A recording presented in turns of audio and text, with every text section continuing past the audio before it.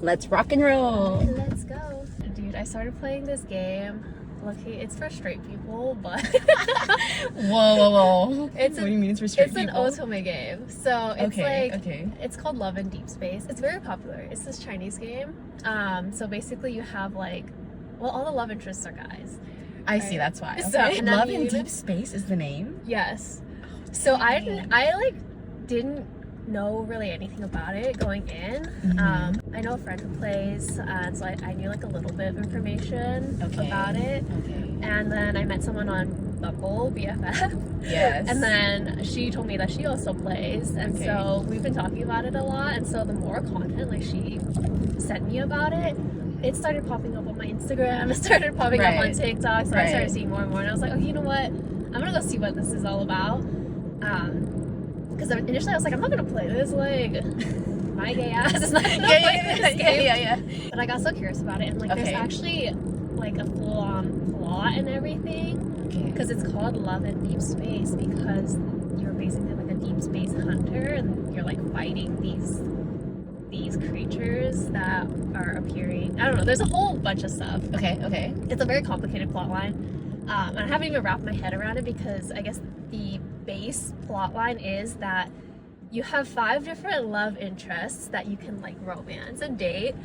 And all of these men at one point, they had like past lives, so they all knew you and were with you in one of these past lives. Whoa. So now you're in this other alternate timeline now, where you as the main character, like, you don't remember your past lives, and some of these love interests like don't remember their past lives either, but some of them do.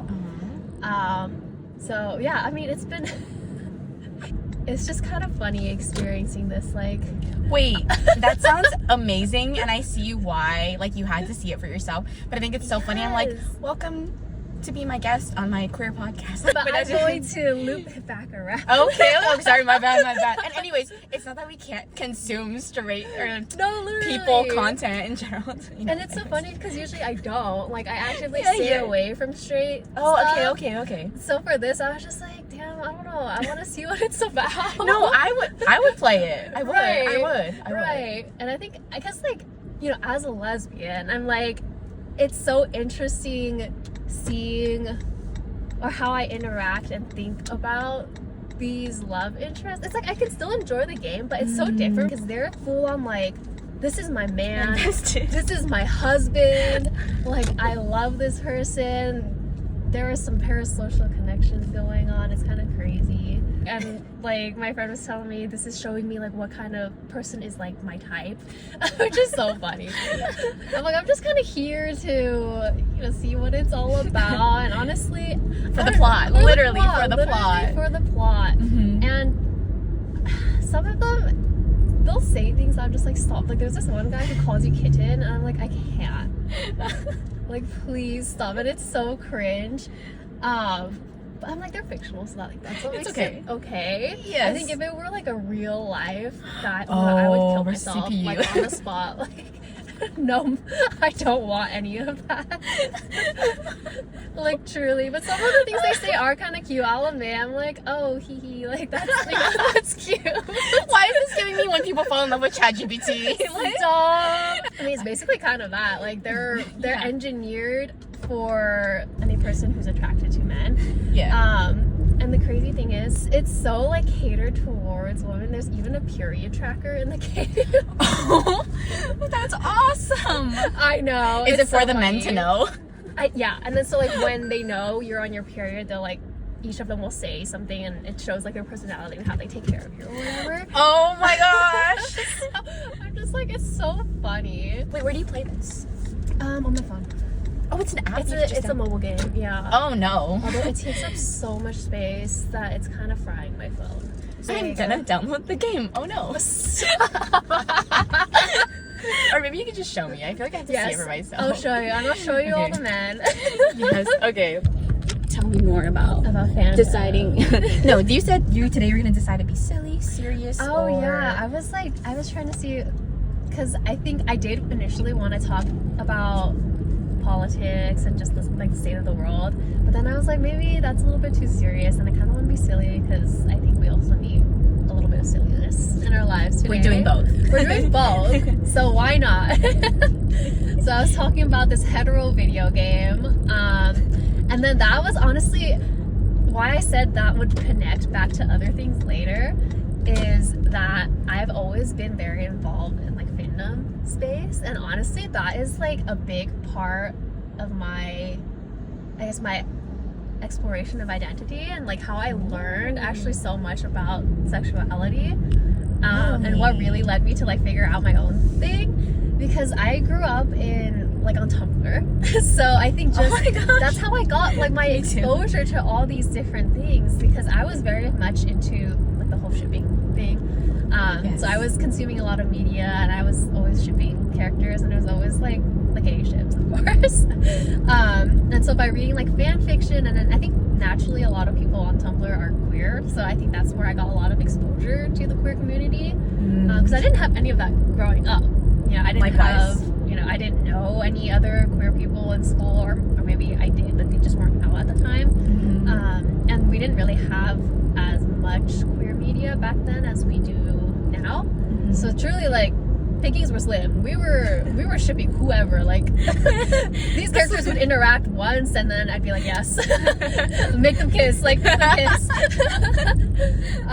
So yeah, I got very much into like the gay shipping thing, and I think that's how I started just caring more about gay things, I guess, through these fandoms and through these shipping. Yeah. No, I hear you. Right? Because it's like that's all the exposure that I had. And so I would be out there like defending gay rights with my family, because at the time I still thought I was straight, right? So I was just like, oh my god, no, like I love like all these gay ships. I believe in gay rights because of it.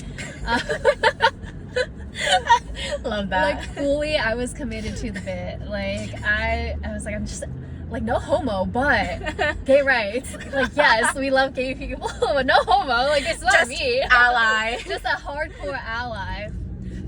But then I think what didn't click for me back then was like, well, if I were gay, like, would I really be defending gay rights with this much passion? Yeah, I mean, humanity. Right. But yeah, but a little bit. Yeah, like maybe a little bit more. It didn't like all make sense to me until later on, and I was like, oh, okay. So I really feel like fandom is, I think probably a lot of queer people have this experience too, who grew up in that space, and especially I think for around our age, I think that was really a big identity shaping platform for people, because it is a space where you were able to explore, you know, other alternatives, that's and true. see more like gay relationships. Like I think I know shipping, like especially male shipping, what is often and was originally born more for like straight women, because they want to see like two hot guys together. Really? So like slash shipping started with Star Trek. So Spock and Kirk was like the slash ship, and that's how the term slash came about, because it's like the name of the person. So in this case, it was Spock slash Kirk. So slash, the slash between their names turned into slash. But yeah, a lot of like male pairings is from the lens of like straight women, because that's what they enjoy. Wait, straight women? Because they want to see two like hot guys together, and I think that's still very much true. Huh. Okay, I could talk about this for ages, because then you get into things like BL, yaoi, all of the BL like manga and mana, and that is often created by straight women for straight women. I had no idea. It's actually really interesting, because, and if you read it a lot of the times, like you can definitely see that, because there actually is a lot of like heteronormativity actually in these manga, even though it's like gay.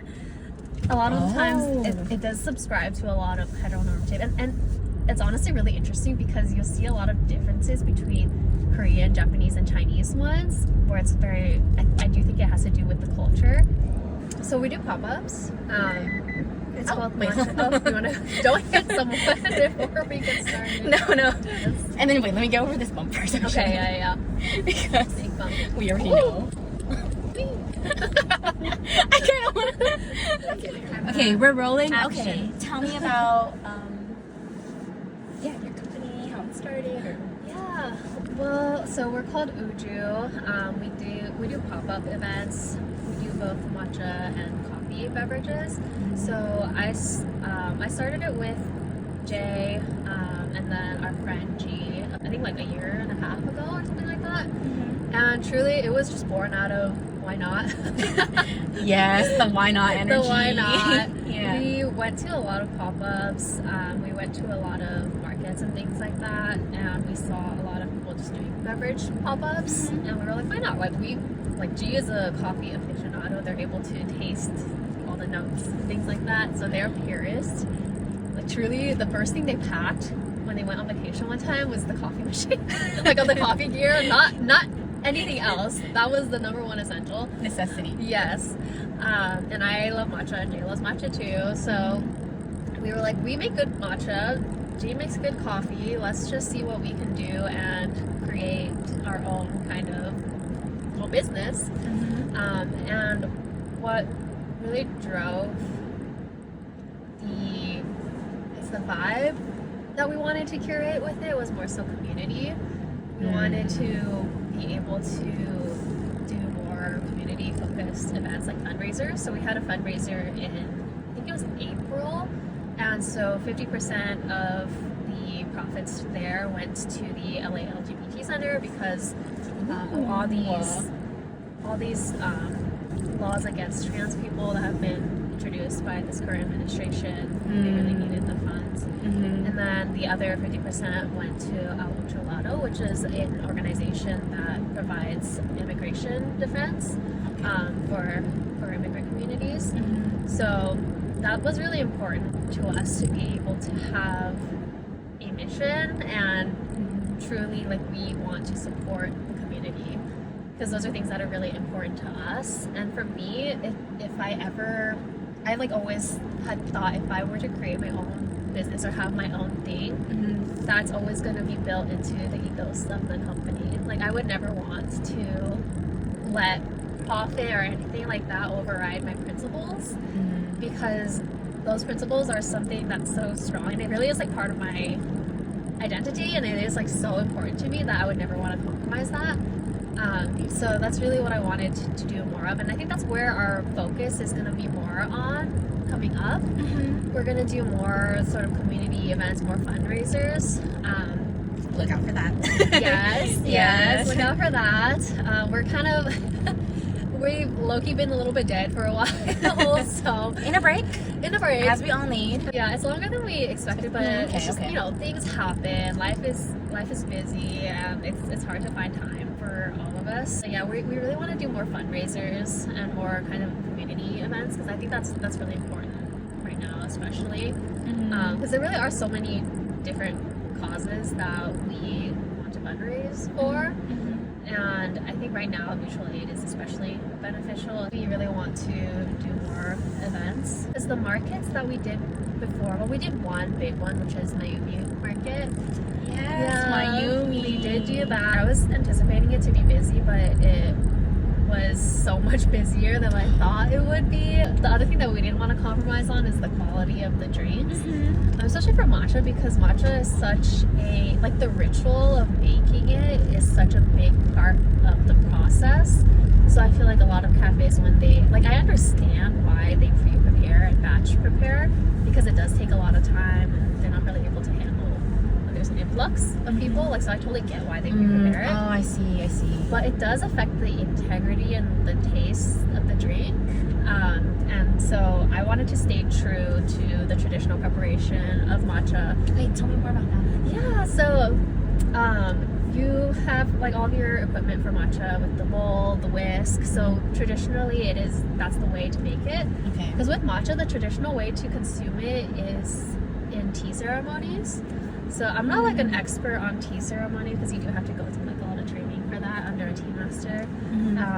But yeah, traditionally it is drunk just plain with water after you prepare it with the whisk and the bowl, and you whisk it. It's called a chawan.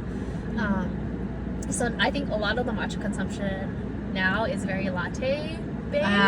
Yes. Yeah. Which like I get it. I love matcha lattes too. Yeah. But yeah, I do think there is a level of not necessarily like cultural disrespect, I guess, but I think there is a little bit of a loss of that. I see. Whereas people aren't really understanding or appreciating the true origins and the traditions of matcha, because it is such a core part of Japanese culture, and it goes back hundreds of years, and tea ceremony is such a important thing culturally. And so now I think the overconsumption now of matcha, which is driven by social media, it's led to the matcha shortage. Honestly, it's crazy. Like, it blows my mind, because as someone who's drank matcha for years, like, I had never had a problem obtaining matcha until recently. Right. And it's nuts because people will be buying like very expensive matcha, like $1 or more per gram, and then they'll be making lattes with it. But it's because these are high quality teas that are meant to be just like drank water. Right? So like you can appreciate all of the different flavors. And then once you put milk in it, it's like it's completely diluting it, and it's getting rid of the nuance. So it's like, you don't need to be spending that much money on matcha that is going to be made into a latte. But yeah, this like overconsumption and this like matcha culture now online has made it so that people are like, oh, I don't drink that culinary shit. Like, it's too low quality. I need that ceremonial. Like, ceremonial is a huge buzzword. Right? It's like, I'm sure I don't even know. I've seen it, but I don't know what that means. Like, yeah, so that's the difference. So ceremonial is actually like a Western, more so, marketing term. There's no way to actually grade whether something is, like, the general term is just that it's something that's used in y'all hear that? So you don't need the most expensive matcha, and the more expensive the matcha is doesn't mean the better it tastes in a latte.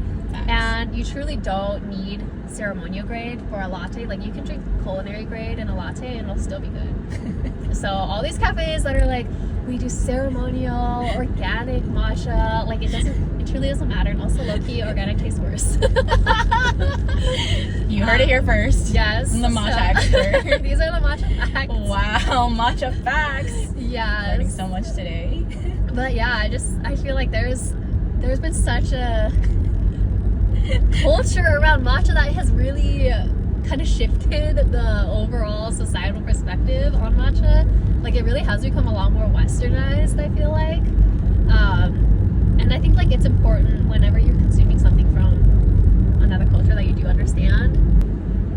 Well, not to sound like Delulu or anything, but I feel like this is part of the whole Westerners love Japan and forget that Japan is also a huge colonizer and a massive imperialist power. Like, they truly had the rebrand of the century, because like, Japan did some crazy things. Like, they did crazy things, and now they're seen as like, oh my god, Japan, like, everything's so amazing there, everything's so perfect, and then people perceive Japan generally as the better Asian country. So it's like, think about how people treat things that are made in Japan versus made in China. Like, it's so different, the perception, where it's like, well, everything that comes from Japan is so high quality versus everything that comes from China is like shitty, low quality, sweatshop worker, that kind of thing. And I think that really does feed into a lot of the rhetoric also around China in the US. Do you know the history of the rebranding, or how they were able to do that around Japan? I think it's just that I feel like a lot of it was through media, because anime is very popular. So I think that's really how it kind of made its way. I think it's very similar to K-pop and like the Hallyu wave. Yes. So Hallyu was very intentional by the Korean government to spread basically Korean culture worldwide and just gain a more positive reputation of Korean culture. So that really worked, right? Like, K-pop is really popular. So that has really changed the perspective of Korea in general, I think, because now people associate all this media, like K-drama, K-pop, all of that with Korea.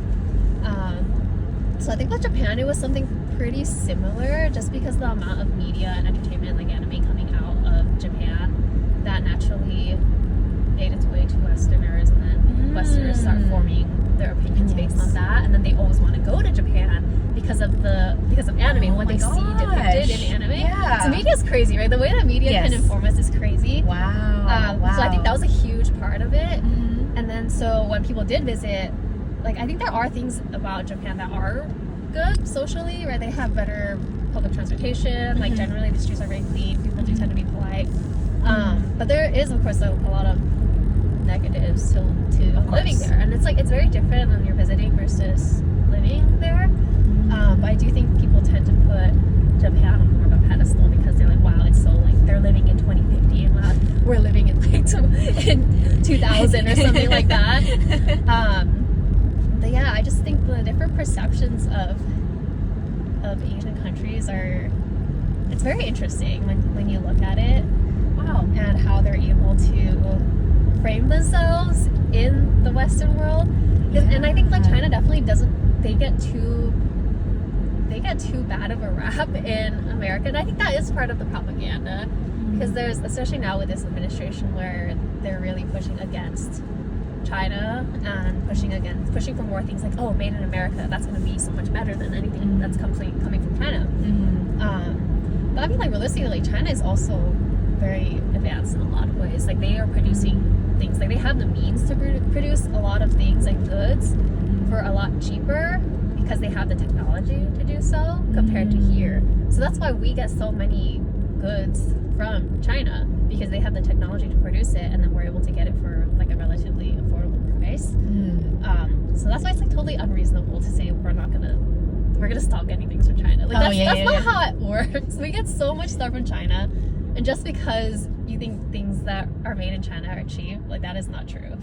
Like, we're so dependent on. But is it because from China to like prices are spiking or are going to spike? I mean, with the administration, it's like even if you buy a small, well, they're saying that they're gonna enforce like a small package rule or whatever, so they're gonna have tariffing on small packages.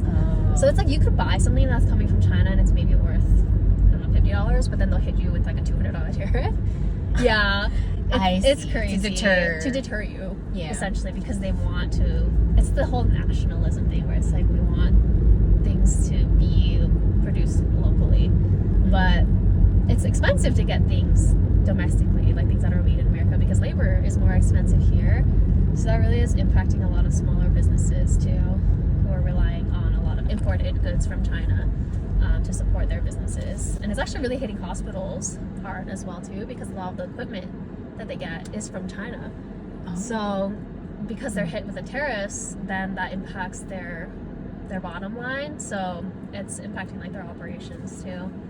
So yeah, even hearing about this is so overwhelming. I know. It's just everything is on fire. How do we cope with that? I know. How do you cope with? Because it sounds like you're really into activism and yeah. I think that's something that I'm still definitely learning for myself, like how to balance everything, because it is really important for me to be active and be knowledgeable and stay informed. Like, I truly do feel like it's so important to care about things that are happening in the world, even if it's not directly happening to you. And I think that's probably something a lot of people struggle with, where they feel like, if it's not happening to me, why should I care? Or why should I give so much thought and energy to it if it's not directly happening to me? But it's my thought that it doesn't have to happen to you to care about it. Right. And truly, I think what a lot of people don't realize is that so many of these things are connected. So whether you think that it's not happening to you, truth is, like, things are impacting you. And like, so many of these systems of oppression are interlinked. Like, they train U.S. police with the Israeli military, so it's like what tactics they're using to suppress and kill Palestinians, that is very much going to apply here. So like, a lot of the tactics that cops are using here were actually tested out first against Palestinians. So truly, it's like once you see how all of these things are connected, it's kind of mind-blowing. It's like unavoidable really, to like turn a blind eye. it is like, unavoidable, yeah. And it's like under this imperialistic colonizing machine, like really it's so hard to escape. And yeah, it's like I think you really can't turn a blind eye to things. I think it's, you know, it's have empathy for the world. I think for some people I think they're just trying to survive, and from that perspective I do understand that too, where it's like, you know, if you're just focusing on your day-to-day, like getting through, putting yourself through life, and that's really all you have the energy to focus on, like I can understand that as well. I don't think it's really like an excuse to not know anything about what's happening, because then you're just purposefully ignorant. I don't know if I'm saying this in a way that makes sense, but wait, yeah. it does, because I can touch upon how like I feel like I'm someone that cares a lot, but to the point where when I witness these things occur, I feel like it really weighs on me, that I'm not able to show up or function in my day-to-day, which we have to, right? We just have to keep going because life just keeps moving. Even if I'm not directly like facing what's happening, the importance of even just knowing and contributing in any way that I can. It doesn't have to be, because I think sometimes with like watching like people who are very vocal about activism, the steps can seem daunting to someone, say like for me, that I am intimidated by like not being such a big vocal loud person, you know, feeling like I need to go out and protest and stuff. That's not either feasible or in people's comfort zone, where it's like the small ways that you can contribute, whether it's just even just informing yourself is like the beginning, right? Because then when it comes to, you know, discussions with other people or seeing the ways that you can contribute to various communities, but I do think it's also important to be mindful of the capacity that you are at, or how much you let it like affect you, because then how are you supposed to show up? I read this thing actually where I think I posted it, but it was like talking about how like activism is not a sprint, it's a marathon, and so like pacing yourself is like really important. So it is important to take those moments, you know, to recharge, or just even, I talked about this last time, but like how like there is resistance in joy, and like, you know, just existing and being amongst community and uplifting each other and trying to be a more positive force in this world, because the negativity is really loud, and you know, but that doesn't necessarily mean there's more of it. I mean, I think it's easy to succumb to that conclusion because it's all we are faced with in the media, because that's what clickbait's, right? I learned this in I actually learned this in psychology class, where it's like with specifically media, people don't really gravitate or click, or it doesn't swoop in your emotions as strongly to watch like positive content, right? So what they output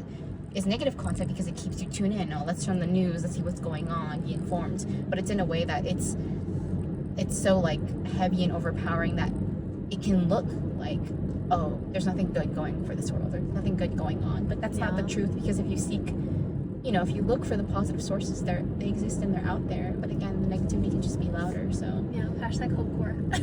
Yes, this is what we need. Yes, hope core. That I saw this video on TikTok that was hope core, and it was like, they can take away my rights, but they can never take away my joyful smile and my desire to live, or something. I personally was navigating feeling guilt for chasing my own joy, or trying to get myself to a place of being in a like better mind state, when I would tell myself like, oh, I know people are going through this or facing this in the world. But if I approach it from that lens and I'm feeling so heavy, then I can't even show up for others, because let alone I can't show up for myself, right? So the balance of, like you said, still figuring it out. I think we constantly have to navigate that, because life is lifing, right? It keeps going on. So it's important to recharge yourself and fill up your cup, so then you can, give to others. Give it. Yeah, exactly. So that's what they want from us. They want us to be downtrodden. They want us to, because then we're easier to control. Yeah, exactly. Or we're stuck in a free state where, you know, like we're not doing anything, which they also want. So and I think it's also really important to not lose sight and not give up. Because I think that's what our generation sees more of. Like, I think we have a lot more hope, or like we have a lot more faith in our community, and that we have the power necessary to affect change. Maybe because we're younger, I don't know, because as I was having this conversation with my parents, and we actually got in a pretty big disagreement about this, because they didn't agree with me being involved politically at all, because they think, you know, first of all, it's not safe, right? And then second of all, what they were saying is, well, what can you even do? Like, you guys are such small fry. What can you do against such bigger powers? You're not going to overthrow the system. And I was like, well, that's not the point. We can't just all say, oh, there's nothing we can do, or what we can do is not enough, so let's just give up and not do anything. Because ultimately, I think that's probably what the system wants too. They want you to feel like you're powerless so that you stop trying to affect any change. But there's so many different small ways that we can still show up for our community and for the world and for the causes that we care about. And just because it's small doesn't mean it doesn't still matter. And it's like, I'd rather do something than do nothing. It actually doesn't sit right with me. Well, that's beautiful.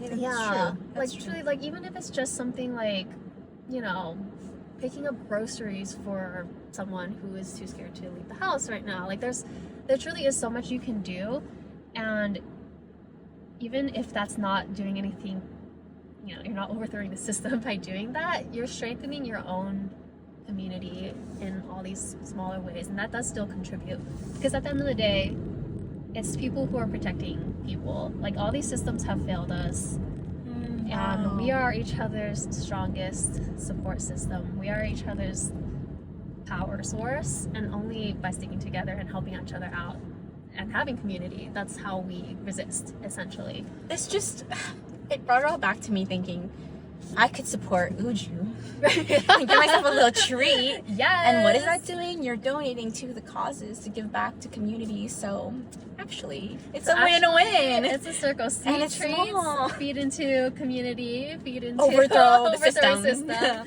Yes. You see the chain? Yes. Sweet treats equals resistance. There you go. Yes. And there you have There it. you go. Wow. Wait, I think that was perfect. That's beautiful. Yeah, no, so because like I also watched this video recently, and I love what this lady said. So this was an elderly Japanese lady, and this was in Japan for a protest for Palestine. Okay. And the interviewer was like, well, can you tell me why you're still protesting? Like, why is this so important to you? And she was like, well, you know, like, I think a lot of people think that, you know, that you can't really make a difference, or why are you even still doing this when it's not really going to change anything? And she said, it's not about you changing the world, it's about not letting the world change you. Which I was like, I love that, because that is so true, right? It's up to us to stand up against everything the world is trying to do to put us down. It is about sticking to your principles and what you know to be right, and not letting all of these, you know, all this oppression change you and make you cold-hearted, make you, you know, not care about these things. Because there's so much going on. I think it is really easy to become numb to it, or, you know, just accept it as it is. Just be like, you know, this is how the world is. What can I do about it? So that's what happens when you let the world change you. But whoa, yeah, that's very powerful and very beautiful. yeah. Wow. So I mean, I think like older people maybe write that off as naivety or whatever, because I think that's how my parents see it. They say, you know, when we were young, we thought we could change things too, but then as we got older, we saw how all that was useless. And they said, you know, it's nice that you're young and you still have like innocence and naivety, basically, and hope that things can change. But when you grow up, you're gonna see that that's not true. Oh no. Yeah, it's very much like that cynicism where it's like, okay, so like you have let the world change you. That means you didn't have, that you were able to stick to, you know, the change that you wanted to see. But it's really, it's like you do have to be the change that you want to see. Yeah. So otherwise, nothing's gonna happen if you just continue to do nothing. So truly, even if it's the smallest thing, you just gotta do it. You still have to do it, even if you don't think it's going to make a huge difference, because it actually is all the small things that add up into part of the bigger picture. Damn, Stace. Wow. Like, collective deep breath. Collective deep breath. That was, yes. yeah, wow.